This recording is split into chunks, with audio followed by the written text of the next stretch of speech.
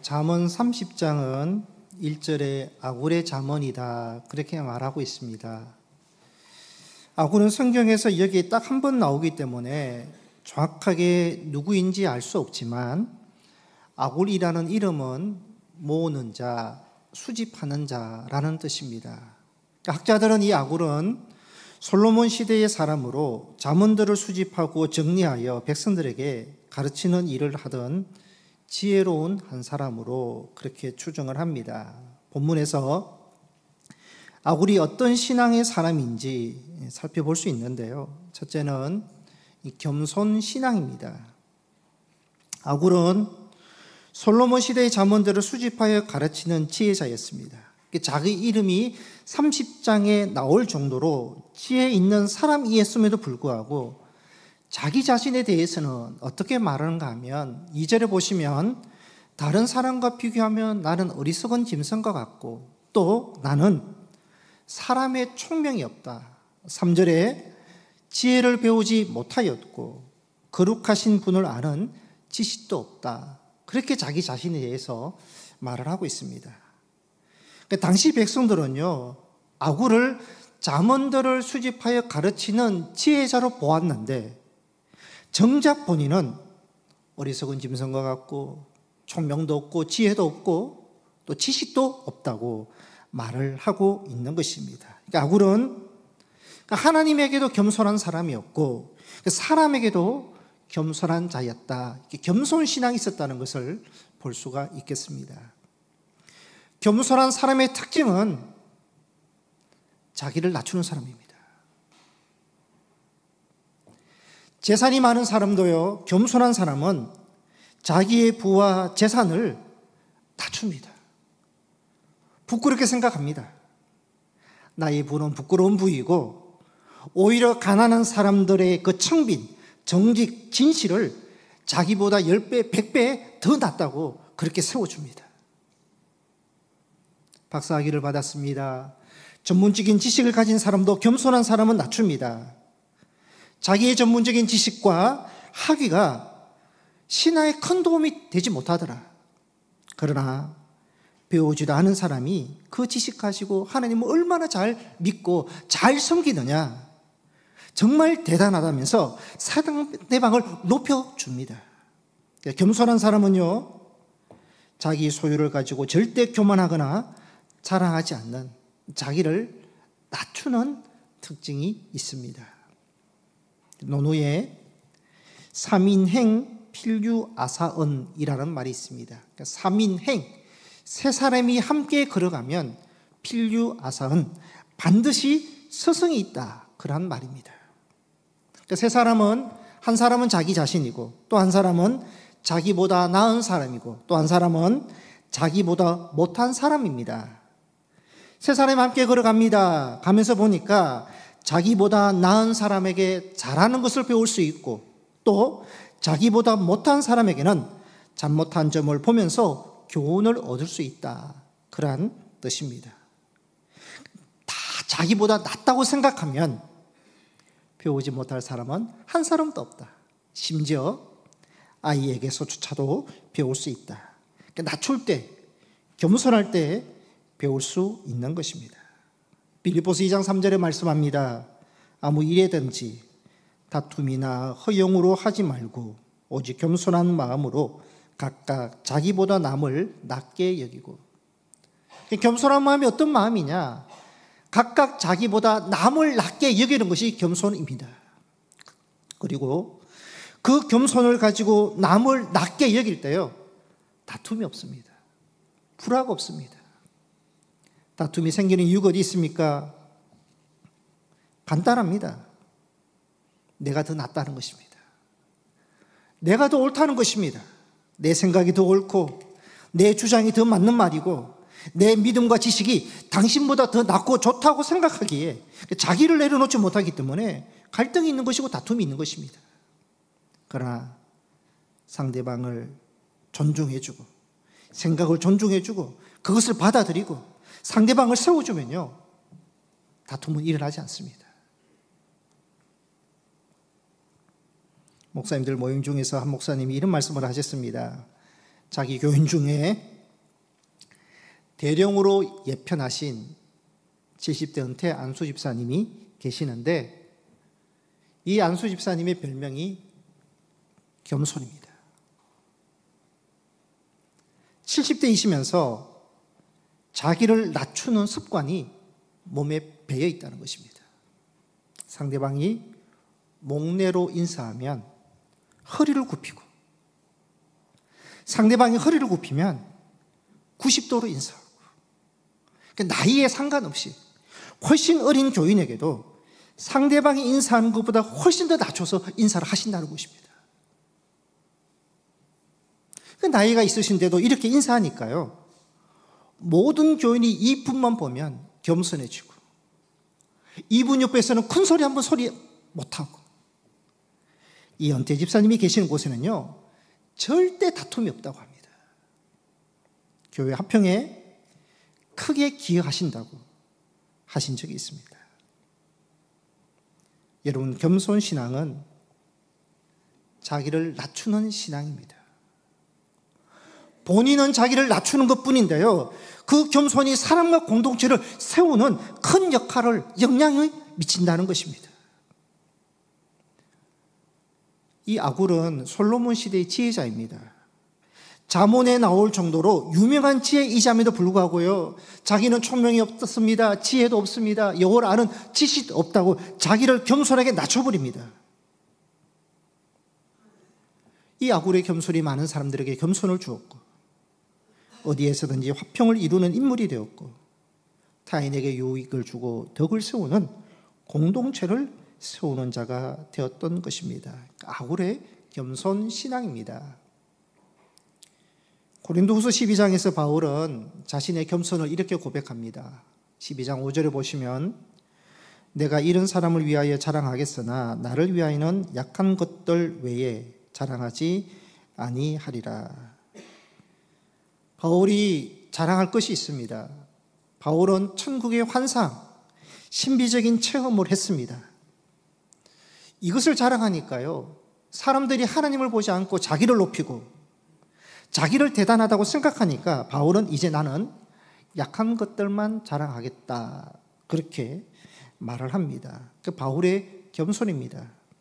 7절에 보시면, 여러 계시를 받은 것이 지극히 크므로 너무 자만하지 않게 하시려고 내 육체에 가시고 사탄의 사자를 주셨으니 이는 나를 쳐서 너무 자만하지 않게 하려 하심이라. 받은 계시가 너무 크다는 것입니다. 천국의 황상과 계시를 너무 크게 받았지만 하나님은 자만하지 않게 하시기 위해서 자신에게 육체의 가시, 사탄의 사자를 주셨다 말씀합니다. 바울은요, 자신에게 육체의 가시, 질병이 있습니다. 이것을 어떻게 해석하는가 하면, 하나님이 주신 징계입니다. 내가 죄를 지어서 하나님께서 나에게 벌을 주셨습니다. 그렇게 해석하지 않고요, 자만하지 않게 하기 위해서 나에게 겸손을 주시고자 하나님께서 이렇게 육체의 가시를 주셨다 말씀합니다. 이렇게 해석을 한다는 것이죠. 여러분, 해석이 중요합니다. 우리가 사건을 만납니다. 문제를 만납니다. 어느 사람을 만납니다. 무엇을 바라봅니다. 여러분, 그 상황, 사건, 그 사실도 중요하지만 더 중요한 것은요, 그 사실에 대해서 내가 어떻게 해석하느냐, 해석이 더 중요합니다. 여러분, 사건이나 상황, 문제, 그 사실이 나를 바꾸는 것이 아니라 그것을 바라보는 내가 그것을 어떻게 해석하느냐, 그 해석이요, 나를 바꿉니다. 내 마음도 다르게 하고 내 삶도 달라지게 한다는 것입니다. 여러분, 사람이나 사건이나 문제나 일, 어떻게 해석하느냐, 긍정적으로 해석할 수도 있고 또 부정적으로 해석할 수 있고, 믿음으로 해석할 수 있고 불신으로 해석할 수 있고요, 겸손으로 해석할 수 있고 교만으로 해석할 수 있고, 소망으로 해석할 수 있고 절망으로 해석할 수 있고, 해석이 중요하다는 것입니다. 어떻게 해석하냐에 따라서요, 마음도 달라지고 현재의 삶도 달라지고 미래도 달라진다는 것입니다. 해석이 중요한데 그 해석은 어디에서 오느냐? 우리의 마음의 자세, 마음의 태도에서 오는 것입니다. 여러분, 우리의 마음이 겸손하면 겸손한 해석이 나오는 것이고, 우리의 마음이 불신과 불만과 걱정이 가득 차 있으면요, 그런 해석이 나오는 것입니다. 리더십 전문가 존 맥스웰은 우리의 행복과 좋은 평가, 화평과 성공을 결정하는 것은 태도다, 그렇게 말했습니다. 여러분, 인생의 성공과 실패, 행복과 불행, 좋은 평가를 결정하는 것은요, 물질이 아니다, 직업이 아니다, 상황이 아니고 사건이 아니고 재능이 아니고 스펙이 아니라 태도에 달려있다. 마음의 태도, 마음의 자세가 사람의 행복을 결정하고 인생을 결정한다라는 것입니다. 그래서 여러분, 우리가 겸손한 마음, 겸손한 자세를 가지게 되면요, 겸손하게 해석하게 되고 또 그 해석에 따라서 우리의 삶도 달라지는 것입니다. 이런 말이 있습니다. 사탄과 하나님이 들어오는 문은 다르다. 여러분, 하나님은 겸손의 문을 통해서 들어오시고 사탄은 교만의 문을 통해서 들어오십니다. 하나님은 겸손한 사람을 사용하시고 사탄은 교만한 사람을 이용하는 것입니다. 성도 여러분, 겸손한 자, 겸손 신앙으로 주님이 통로하시는, 주님이 들어와서 주님께서 일하시는 그런 겸손 신앙을 우리가 가져야 한다는 것입니다. 두 번째로 아굴은 말씀 신앙입니다. 우리 5절 말씀을 한번 읽겠습니다. 5절입니다. 시작. 하나님의 말씀은 다 순전하며 하나님은 그를 의지하는 자의 방패시니라. 아굴은 하나님의 말씀이 순전하다 그랬습니다. 순전하다는 말은 순수하다, 진실하다, 은과 금처럼 불순물이 없이 깨끗하다. 그 하나님의 말씀을 의지하는 사람은 말씀이 방패가 되어서, 큰 방패가 되어줘서 너를 막아주고 보여준다고 아굴은 고백을 합니다.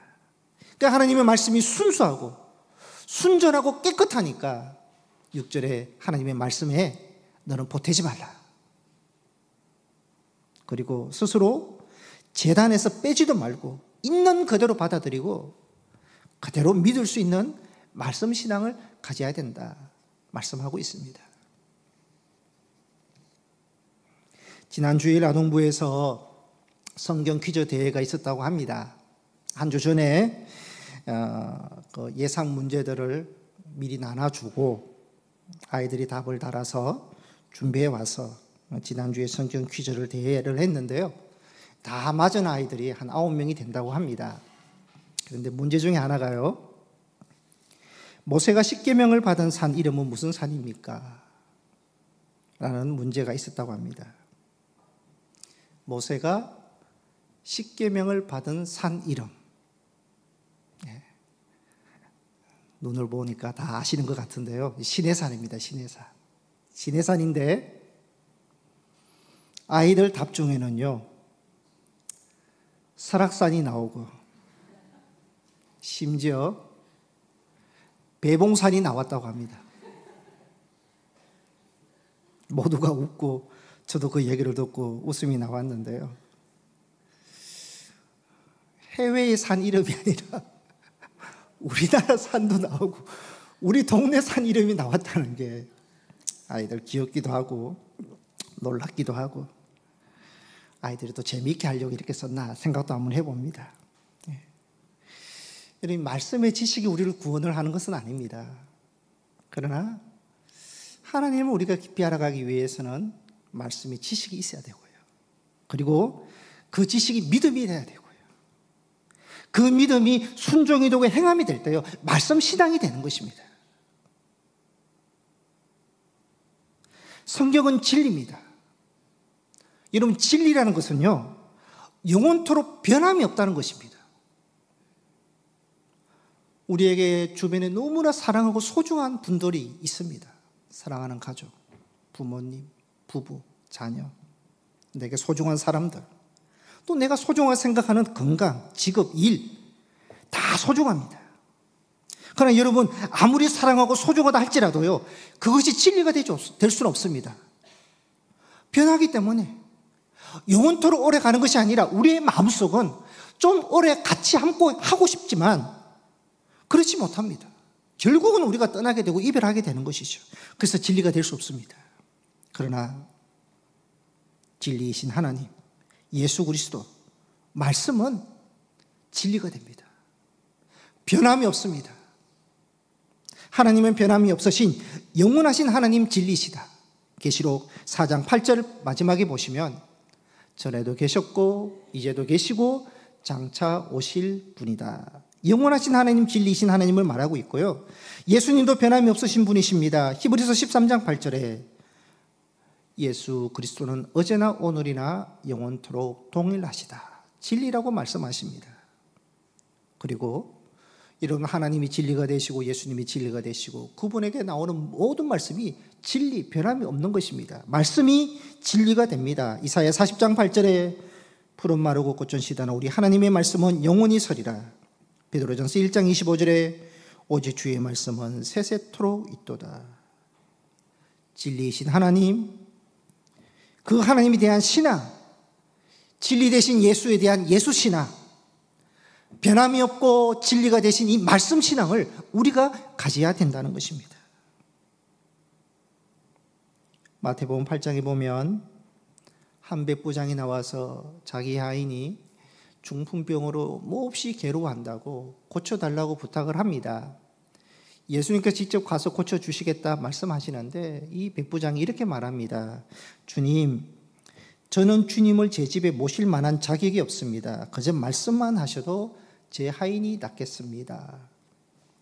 백부장은요, 예수님에 대한 말씀 신앙, 명령만 하셔도 치료될 것이라는 그 믿음이 있었던 것입니다. 예수님께서 이 백부장의 믿음을 이스라엘 중에서 이만한 믿음을 본 적이 없다고 칭찬을 하셨던 것입니다.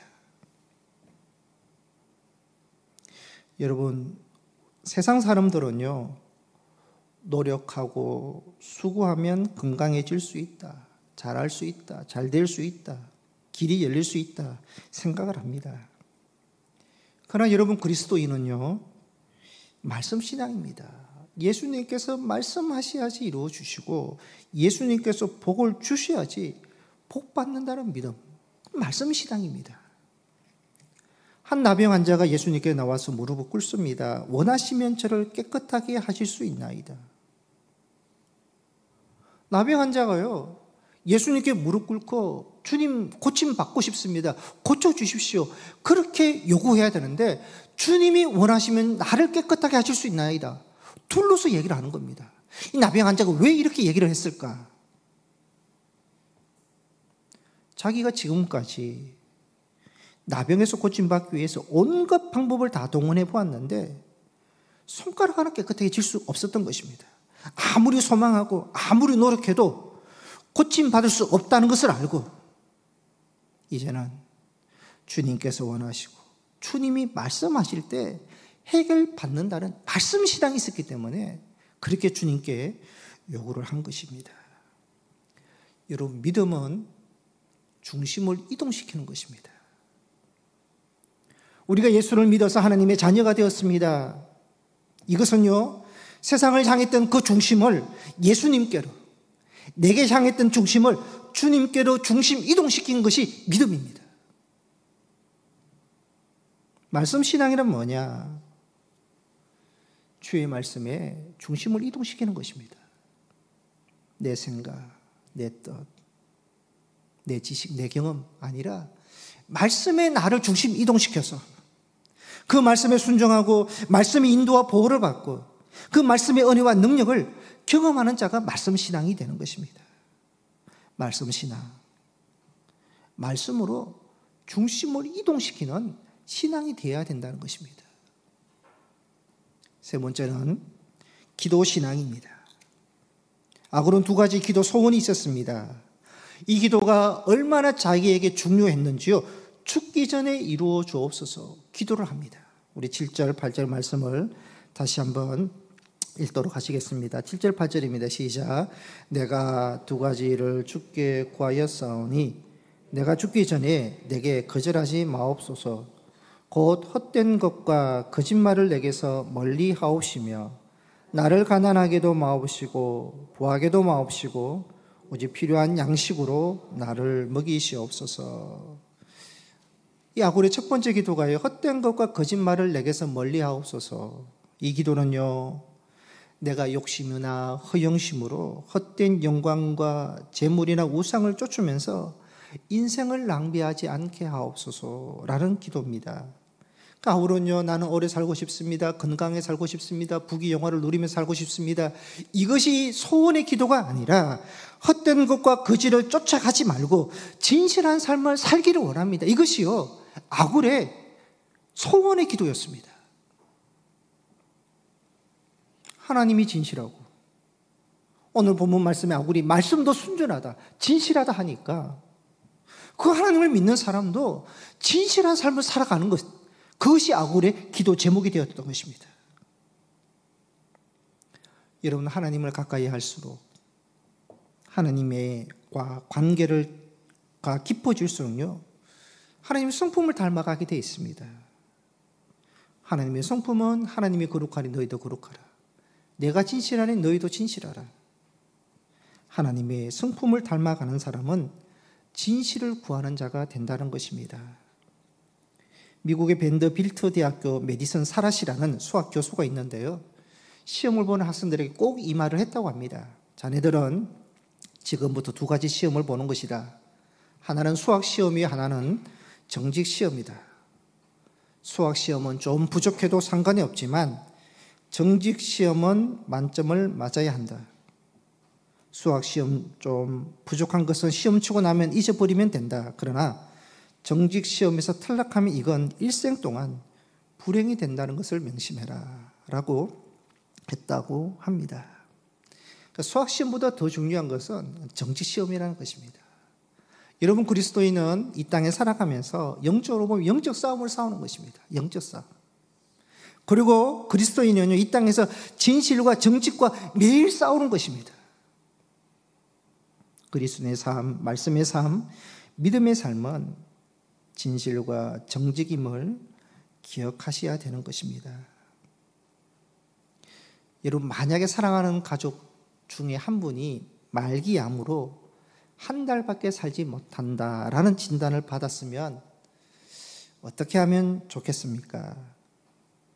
본인은 자기 병이 아무것도 아니라고 생각하는데 말기암이라고 한 달밖에 남지 않았다고 말하는 것이 좋겠습니까? 아니면 소심하고 걱정이 너무 많으니까, 알리면 더 힘들어하니까 말하지 않는 것이 더 좋겠습니까? 분명 고민이 될 것입니다. 사람마다 다를 것이고 상황과 여건에 다르겠지만 대체적으로 그래도 알리는 것이 있는 그대로 알리는 것이 좋습니다. 만약에 의사가 한 달밖에 살지 못한다도 하더라, 한 달밖에 남지 않았으니까 준비해야 됩니다, 이렇게 말한다면 안 알리는 것보다 못할 것입니다. 그러나 의사가 한 달밖에 살지 못한다고 하였지만 우리의 생명은 하나님께 달려 있습니다. 얼마든지 결과는 달라질 수 있습니다. 회복을 위해서 우리도 기도할 테니, 최선을 다할 테니 잘 이겨냈으면 좋겠습니다. 여러분, 사실 있는 그대로 알려주면서 하나님께 맡기면서 남은 시간 준비하고 그 남은 시간 소중하게 보는 것이 오히려 더 좋을 것 같습니다. 때로는 정말 불법에서는 때로는 선의 거짓말도 있지만 그래도 그리스도인들의 그 마음에는요, 정직과 진실이 몸에 배어 있는 그러한 신앙이 되어야 할 것이죠. 두 번째로 아굴은 이렇게 말합니다. 나로 가난하게 마옵시고 부하게도 마옵시고 오직 필요한 양식을 주옵소서. 이렇게 기도하는 이유를 9절에서 설명합니다. 내가 너무 배불러서 주님을 부인하면서 주가 누구냐 말하지 않게 하옵시고, 내가 너무 가난해서 도둑질하거나 하나님의 이름을 욕되지 않게 이를 원합니다. 오직 나에게 필요한 양식을 주옵소서. 이것이 바로 아굴의 소원 기도였습니다. 여기 나오는 필요한 양식은요, 예수님도 제자들에게 주기도문에 오늘 우리에게 일용할 양식을 주옵소서 말씀을 했습니다. 필요한 양식, 주기도문이 일용할 양식은요, 육의 양식입니다. 그 시대는 떡이니까 떡입니다. 떡. 매일 떡을 달라고 기도를 한다는 것입니다. 우리 생각에는요, 육신의 건강도 중요하지만 영의 양식, 정신적인 건강, 영의 건강도 중요한데 이렇게 필요한 양식을 구해달라고 더 중요한 기도가 있는데 이렇게 기도해야 되느냐 생각할 수 있을 것입니다. 그런데요, 여러분, 정신적인 건강, 영적인 건강도요, 육의 건강과 육의 양식에서 기초가 됩니다. 여러분, 매일 우리가 육의 양식을 먹지 않고 계속 굶주리면요, 건강도 나빠질 것이고 정신도 잃어버리고 아무것도 할 수 없는 생명도 유지되지 않는 것입니다. 그래서 육의 양식 위에 모든 것이 가능한 것입니다. 오직 필요한 양식을 주옵소서라는 기도는요, 내가 매일매일 은혜로 살아가게 하옵소서라는 기도가 되는 것입니다. 영국의 시인인 로버트 번스가 이런 기도를 했습니다. 하나님, 어떤 사람은 먹을 것이 있는데 먹을 수 있는 능력이 없습니다.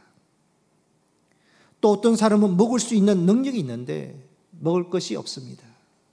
그러나 저에게 먹을 것도 주시고 먹을 수 있는 능력도 주셔서 감사합니다. 매일 은혜에 대해서 감사 기도를 했다고 합니다. 여러분, 잠에서 일어나는 것이 은혜입니다. 일어나서 움직일 수 있고 활동할 수 있고 오늘 하루 일할 수 있는 일터가 있는 것도 은혜입니다. 때가 되면 배고픔을 느끼고 음식을 먹을 수 있고 음식의 맛을 느낄 수 있는 것도 은혜입니다. 밤이 되면 불면증으로 잠설치지 않고 바로 누우면 잠잘 수 있는 것, 몇 시간이라도 깊이 잠잘 수 있는 것도 은혜입니다. 여러분, 삶이 힘들고 어려운 것도 있지만 해석이 중요하고 마음의 태도가 중요합니다. 긍정적으로 생각하고 감사하고 매일 웃고 아직도 주변에 사랑하는 소중한 사람들이 있다는 것 자체가 우리에게는 은혜입니다. 필요한 양식은 일상의 은혜로 살아가게 하옵소서라는 기도가 됩니다. 그리스도인은 일상에서 하나님 주시는 은혜를 받고 누리면서 살아가는 일상의 은혜를 경험하고 또 이것을 우리가 기도해야 할 것입니다. 말씀을 요약하겠습니다. 아굴의 신앙은 겸손신앙, 말씀신앙, 기도신앙입니다. 여러분, 우리의 신앙이 되어야 될 것입니다.